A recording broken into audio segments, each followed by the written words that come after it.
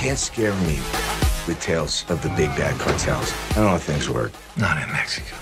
That's Harold. Harold? Harold? Gringo. Gringo. Gringo. You really believe in God? Of course I believe in God. What kind of person does not believe in God? I guess I kind of do, but not.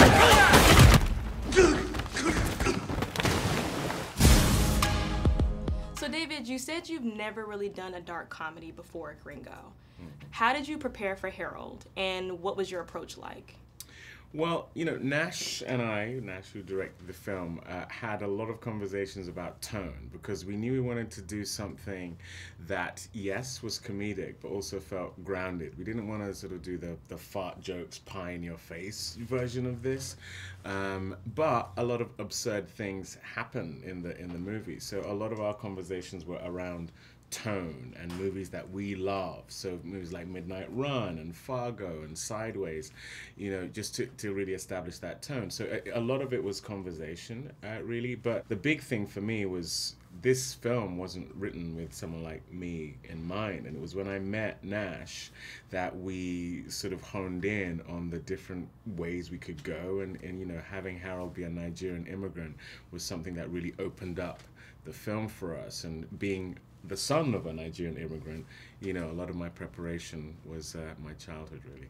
The experience of a foreigner has always been kind of the fish out of water, which you guys kind of said with Harold. He talks about it a lot when it's like you're in an experience where you're having to work so hard to be an American, to be successful. So do you feel like the fish out of water is something that most foreigners experience? And do you feel like this was kind of like a nice guy's finish last until he doesn't?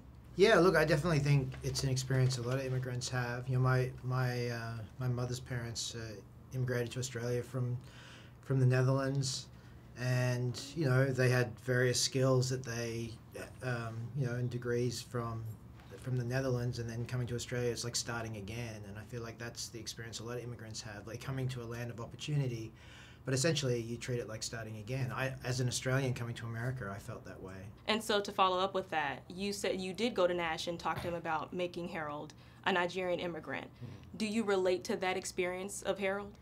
Big time, you know, because I now live here. I'm an American citizen now. I'm raising 4 kids as Americans. And, you know, the American dream is a real thing when you're coming from a different country. I have come here and been gifted with a lot of opportunities that I wasn't, you know, where I came from. And so that truism in terms of America is very real, but it also means you come here with a kind of wide-eyed hope and maybe a bit of naivety, which we definitely see in Harold, my character in Gringo, and that's why he's taken advantage of. So, you know, what was one of the wonderful things for us was rather than him just being a bit of a nerdy guy who's very gullible, we've seen that before, but I think a lot of people can relate to what it is to have the kind of trust that is understandable on the basis of being new to a country, but that gets taken advantage of.